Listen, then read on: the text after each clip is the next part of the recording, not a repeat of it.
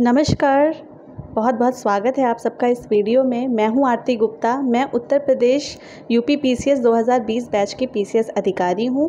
इस वीडियो में मैं आपसे यूपी पीसीएस 2022 मेंस एग्ज़ाम की स्ट्रेटजी डिस्कस करने वाली हूं। कुछ दिन पहले मैंने एक इंट्रोडक्टरी वीडियो बनाया था जिसमें मैंने अपने पोस्ट और सोशल मीडिया पे आप सबकी जो क्वेरीज़ आ रही थी मुझे लेकर, उनको मैंने लिया था। पिछले वीडियो में कुछ क्वेश्चन रह गए थे, उनके बारे में बात कर लेते हैं, फिर उसके बाद स्ट्रेटजी को कंटिन्यू करेंगे। तो एक क्वेश्चन लोगों ने पूछा कि मैम आपका मीडियम क्या था, तो मैंने मेंस हिंदी मीडियम से लिखा था। नेक्स्ट क्वेश्चन वाज कि मेरा ऑप्शनल क्या था, तो मेरा ऑप्शनल था political science and international relations. और अगला क्वेश्चन था कि मेरा पोस्ट ग्रेजुएशन मैंने किस सब्जेक्ट में किया है, तो I have done my post graduation in biochemistry, that is I have done MSc in biochemistry. तो अब स्ट्रेटजी की बात करते हैं। जैसा कि आप सबको पता है कि प्रीलिम्स का रिज़ल्ट आए काफ़ी दिन हो गए हैं और मेंस का शेड्यूल आ चुका है, मेंस के फॉर्म भरे जा चुके हैं, टाइम टेबल आ चुका है। 27 सितंबर से 1 अक्टूबर तक की परीक्षा होने वाली है। और तो जैसा कि अब टाइम बहुत कम बचा है तो हमें अपनी तैयारी को बहुत ही तेज़ रफ्तार देने की ज़रूरत होगी। तो तैयारी करने से पहले कुछ बातें आपको बता दूं। भले ही आपका प्रीलिम्स इस बार क्लियर नहीं हुआ है, लेकिन फिर भी अब वो लोग भी इसी तरह से तैयारी करें जैसे उनको भी मेंस देना है, क्योंकि इस बार हो या आगे कभी भी आपका सिलेक्शन हो, बिना इन तीनों स्टेज यानी प्रीलिम्स, मेंस और इंटरव्यू से गुजरे हुए, बिना इनको क्लियर किए हुए कभी आप फाइनली सेलेक्ट नहीं हो सकते हैं। तो मेंस की तैयारी तो आपको करनी ही करनी है और अभी प्रीलिम्स का एग्ज़ाम भी नहीं है आस पास में। तो अगर आप मेंस की तैयारी कर लेंगे तो अगली बार के अटैम्प्ट में आपको काफ़ी फ़ायदा मिलेगा इसका। और दूसरी बात, जिनको मेंस देना है उनके लिए कि तैयारी करने से पहले कुछ बातें आपको अपने दिमाग में बिल्कुल रखनी हैं साथ में। जैसे कि आपको ये पता होगा कि बहुत सारे ऐसे भी कैंडिडेट होते हैं जो सेलेक्ट होने के बाद भी फिर से एग्ज़ाम देते हैं। सपोज़ दैट किसी कैंडिडेट का इस बार नायब तहसीलदार के पद पर चयन हुआ, तो अगली बार उसकी कोशिश रहती है कि वो एग्ज़ाम में फिर से अपीयर हो, फिर से वो मेंस दे और कोई और उससे ऊपर का पोस्ट जैसे कि एसडीएम है, इसके लिए लोग ट्राई करते रहते हैं। तो बहुत सारे लोग हैं जो मल्टीपल टाइम्स सेलेक्ट होते हैं, मल्टीपल टाइम्स एग्ज़ाम देते हैं। तो आपको ऐसे लोगों से भी कंपटीशन करना है जो ऑलरेडी सेलेक्टेड हैं। इसके लिए तैयारी बहुत अच्छी होनी चाहिए। और दूसरी बात कि जो आपका सिलेबस है पूरा हिंदी, ए से जीएस 1 2 3 4 और ऑप्शनल, आपको हर समय एक स्कैनर की भांति आपके दिमाग में, आपकी आंखों के सामने वो सारा सिलेबस होना चाहिए कि ये हमारा सिलेबस है। जब भी आप कोई चीज़ को पढ़ें तो आप उससे रिलेट कर पाएँ कि ये जो टॉपिक मैं पढ़ रही हूँ ये फला पार्ट क्वेश्चन पेपर के फला सिलेबस के फला पॉइंट को क्लियर करता है, या इस क्वेश्चन में इस तरह से मैं इस चीज़ को यूज़ कर सकता हूँ या कर सकती हूँ। दूसरी चीज़ ये है कि सिलेबस आपका जो है वो जिस क्रम में लिखा हुआ है उस क्रम में तैयारी नहीं करनी है। हर टॉपिक का एक अलग वेटेज है। फॉर एग्ज़ाम्पल मैं बात करूं कि जीएस 1 का जब सिलेबस आप देखेंगे तो सबसे पहले आपको उसमें वर्ड हिस्ट्री दिखेगा, जबकि उसका वेटेज अगर आप देखें 20 क्वेश्चनों में तो बहुत कम है। और जबकि नीचे के जो टॉपिक्स हैं उनसे क्वेश्चन ज़्यादा आते हैं। तो आपको आइडेंटिफाई करना है कि कौन से ऐसे टॉपिक्स हैं जो बार बार पूछे जा रहे हैं, लगातार रिपीटिशन में आ रहे हैं और जिनका वेटेज ज़्यादा है। तो हमें पहले उन पे अपनी पकड़ बनानी है। उनको तैयार करने का सबसे बढ़िया तरीका ये है कि आप बार बार देखें कि जो क्वेश्चन रिपीट हो रहे हैं। जैसे फॉर एग्ज़ाम्पल कुछ टॉपिक आपको बताती हूँ, जैसे कि एनजीओ के बारे में है, अर्बनाइजेशन है, सेल्फ हेल्प ग्रुप है, क्लाइमेट चेंज है, इस तरह की चीज़ें जो है वो पूछी जा रही हैं लगातार। तो बेहतर ये होगा कि आप कुछ इस तरह के टॉपिक ले लें, 40-50 जितने आप कवर कर पाएँ, और उनको एक A4 शीट पर उनका कुछ शॉर्ट नोट ऐसा बना लें जो कि बिल्कुल रेडीमेड हो आपके लिए। मतलब कि जब भी आप एग्ज़ाम के थोड़ा समय पहले जब आप रिवीज़न करते हैं तो उसमें आपको बहुत हेल्प करेगा। तो आप कहीं ना कहीं बहुत फ़ायदे में रहेंगे और आपके नंबर बढ़ेंगे। दूसरी चीज़ ये है कि मेंस का महत्व समझ लेते हैं। मेंस का महत्व, आपको जो भी कल को आपका सिलेक्शन होगा, जो भी पोस्ट आपको मिलेगी, जो भी रैंक मिलेगी, उसका लगभग सारा दारोमदार मेंस के मार्क्स पर ही होता है। क्योंकि प्रीलिम्स में चाहे किसी का कट ऑफ से 1 नंबर ज़्यादा रहा हो या उसका 120-110 क्वेश्चन सही रहा हो, आप सारे लोग एक ही लेवल पेपर आ चुके हैं और ज़ीरो से अब सबको रेस चालू करना है। तो मेंस में जितना ज़्यादा अच्छा आप कंटेंट लिख सकते हैं, जितना अच्छे से प्रेजेंटेशन कर सकते हैं अपने आंसर का, उतना ही ज़्यादा आपका चांस होगा कि आपको मेंस में ज़्यादा नंबर मिले, क्योंकि इंटरव्यू तो सिर्फ 100 ही नंबर का है। और जितना ज़्यादा मेंस में अच्छा नंबर होगा उतना ही ज़्यादा आपको चांस बढ़ जाएगा आपका सिलेक्शन होने का और अच्छा पोस्ट होने का। ये चीज़ अभी नहीं समझ में आती है, बाद में समझ में आती है, जब हम 1 नंबर 2 नंबर से अपनी मनचाही पोस्ट नहीं पा पाते हैं और हमें लगता है कि काश 1 नंबर 2 नंबर और ज़्यादा होते, उस क्वेश्चन में थोड़ा सा और अच्छा डायग्राम बना देते या उसको और अच्छे से प्रेजेंट कर देते तो मेरा और अच्छा नंबर होता, मुझे और अच्छी रैंक मिलती और अच्छा पोस्ट मिलता है। क्योंकि एक बार जो पोस्ट जो रैंक आपको मिल जाती है वो ताउम्र आपके साथ चलती है और आप चाह के भी उसको फिर बदल नहीं सकते, या तो फिर आप दोबारा से एग्ज़ाम दीजिए, दोबारा से सेलेक्ट होइए, तभी आप कर सकते हैं। तो ये हो गई कुछ बातें।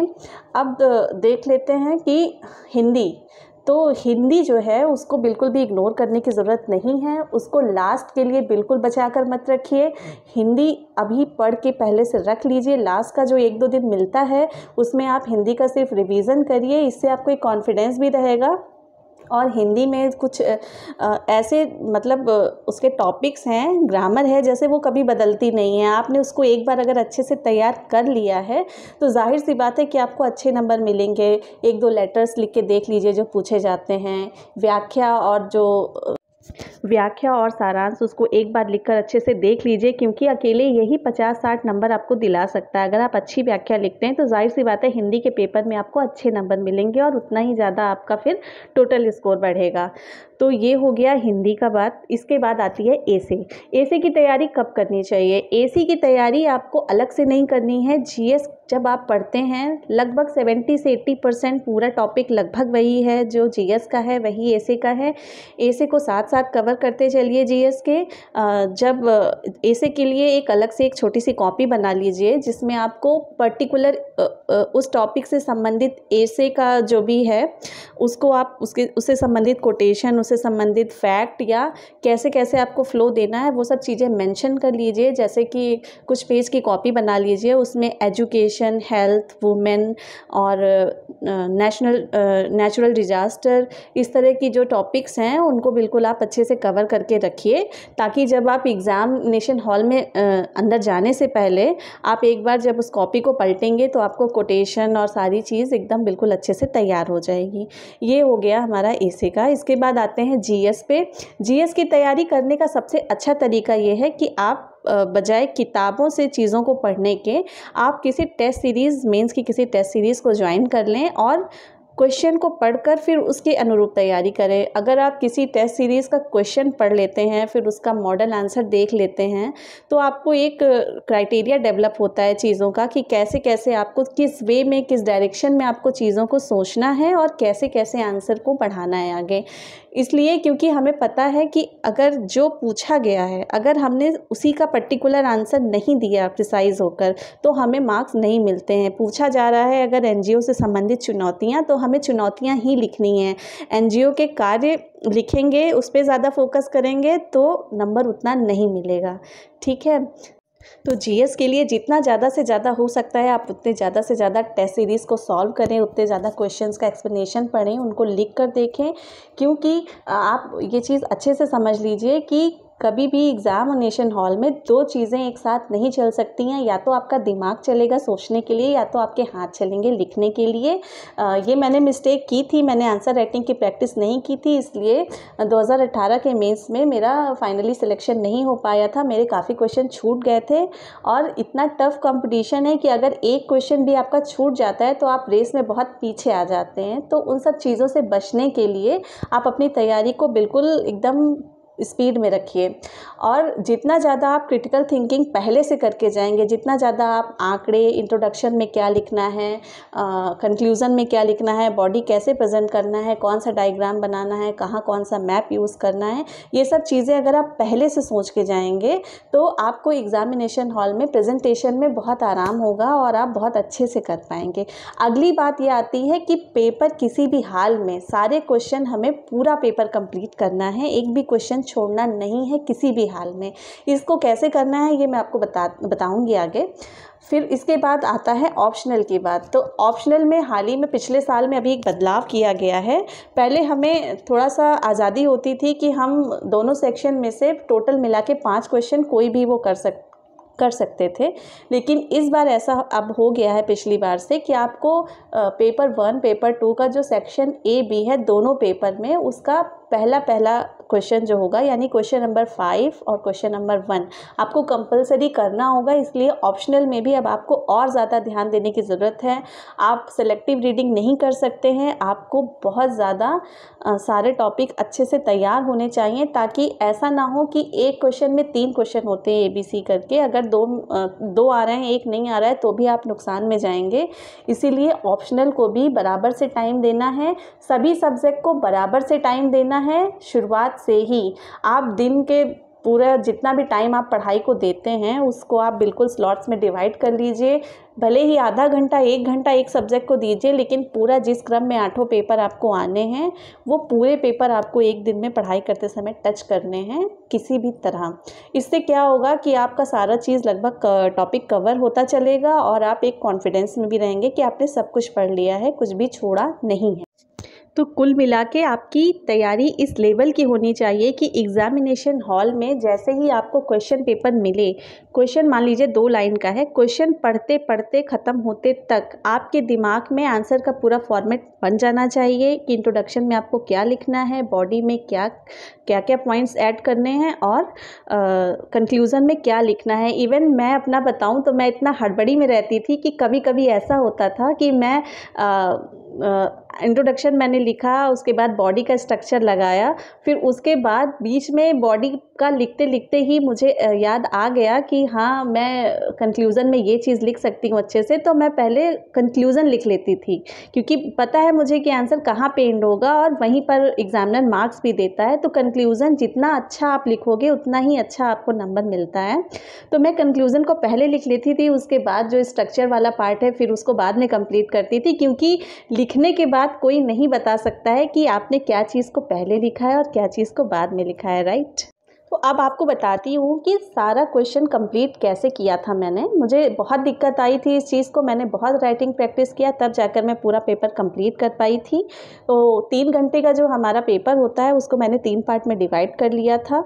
सबसे पहले जो पहला घंटा होता था तो मैं सेक्शन B जिसमें 12 मार्कर क्वेश्चन होते हैं उनको मैं पहले सॉल्व करती थी पहले घंटे में, क्योंकि उनके वेटेज भी ज़्यादा होती थी और जब हम शुरू में करते हैं तो अच्छा प्रेजेंटेशन देने की कोशिश रहती है, राइटिंग भी अच्छा होता है, सब कुछ अच्छा होता है, तो पहले उनको करती थी। घड़ी देखकर 1 घंटे में जितने क्वेश्चन हो जाते थे क्वेश्चन नंबर 11 से शुरू करके उतने मैं 1 घंटे में करती थी। 1 घंटा होने के बाद उस पार्ट को वहीं छोड़ देती थी, जितना हो गया उतना छोड़ देती थी। फिर सेकेंड हावर जब आता था तो हम सेक्शन A में आते थे। सेक्शन A में शुरू करते थे क्वेश्चन नंबर 1 से, और जैसा कि पता है कि उनके मार्क्स कम हैं, लेकिन जब कॉपी एग्जामिनर के पास जाती है तो सबसे पहले नज़रों के सामने वही क्वेश्चंस आते हैं, तो उनका भी प्रेजेंटेशन अच्छा होना ज़रूरी है। इसलिए मैं फिर सेक्शन A का क्वेश्चन नंबर 1 से शुरू करते करते 1 घंटे में मैं जितना कर पाती थी 7-8 इतने क्वेश्चन कोशिश मैं करती थी करने के, तो उनको मैं करती थी। फिर जब जो आखिरी घंटा बचता था उसमें जो भी बच गया है section B section A, section B पहले करती थी, सेक्शन A बाद में करती थी। तो उस समय तक आपकी स्पीड इतनी बन जाती है कि आप 3-4 मिनट में एक क्वेश्चन पूरा अटेम्प्ट कर लेते हो। तो जितना भी हो सके, अगर आपके पास टाइम कम है और क्वेश्चन ज़्यादा बचे हुए हैं तो आप अपनी बात जो कहना चाहते हैं उनको डायग्राम के माध्यम से, फ्लो चार्ट के माध्यम से, जो मेन पॉइंट हैं उस आंसर में आने चाहिए, उनको आप किसी तरह आपको रिप्रेजेंट कर देना है, क्योंकि इतना कॉपी देखने के बाद एग्जामिनर के माइंड में आपको लेकर एक समझ बन जाती है कि हाँ आपके पास कितना नॉलेज है, तो उसी आधार पर फिर आपको मार्किंग हो जाती है। लेकिन क्वेश्चन को छोड़ना नहीं है, क्योंकि अगर आपने कॉपी को ब्लैंक छोड़ दिया तो एग्जामिनर के पास बिल्कुल भी स्कोप नहीं बचेगा कि वो चाहेगा तो भी आपको नंबर नहीं दे पाएगा। तो इस तरह करके मैंने क्वेश्चन को कंप्लीट किया। आपको यदि ये ठीक लगता है तो फिर आप भी इसको ऑप्ट कर सकते हैं या कोई भी अपनी स्ट्रेटजी आप बना सकते हैं। बस आपको ये देखना है कि आपका क्वेश्चन पूरा हो रहा है या नहीं।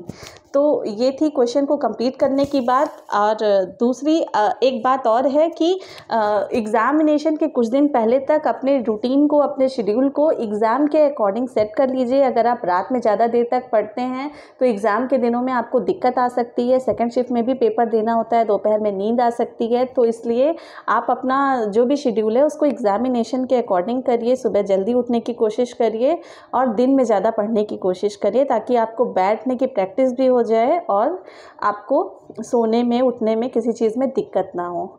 और सेहत का बहुत ख़ास तौर से ध्यान रखिए, क्योंकि अगर आप एग्ज़ाम के टाइम पर या एग्ज़ाम के कुछ दिन पहले चाहे अनचाहे बीमार हो जाते हैं तो आप चाहते हुए भी अपना 100% नहीं दे पाएंगे एग्ज़ाम को, और फिर आपको लॉस होगा।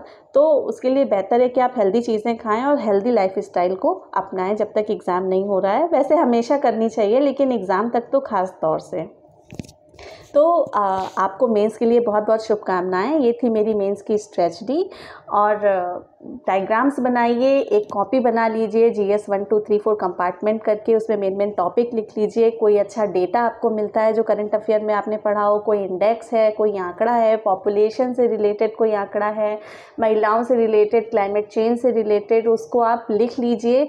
क्योंकि जब आप एग्ज़ामिनेशन हॉल में जाने से पहले इन चीज़ों का एक बार रिवीज़न कर लेंगे तो आप बेहतर आंसर लिख पाएंगे। और यकीन मानिए कि एग्ज़ामिनेशन हॉल में जाने के बाद इतना प्रेशर रहता है दिमाग में कि हमने क्या पढ़ा था, क्या नहीं पढ़ा था, सब कुछ लगभग भूल जाता है। बस पेपर मिलते ही बस आपका प्रेजेंस ऑफ माइंड और कितना क्रिटिकल थिंकिंग आप उस समय कर लेते हो, उसी पर सारा प्रेजेंटेशन डिपेंड करता है। 3 घंटे में 20 अलग अलग वैरायटी के क्वेश्चन को अच्छे प्रेजेंटेशन के साथ सॉल्व करना वाकई में एक चैलेंजिंग काम है। इसके लिए पहले से आपको प्रैक्टिस कर लेना चाहिए और तभी आप अच्छा नंबर गेन कर पाएंगे और पेपर को पूरा कंप्लीट कर पाएंगे। तो मेंस के लिए आप सबको बहुत बहुत शुभकामनाएं हैं। अगर आपको ये वीडियो पसंद आया है तो वीडियो को लाइक करें, शेयर करें, सब्सक्राइब करें। Thank you so much.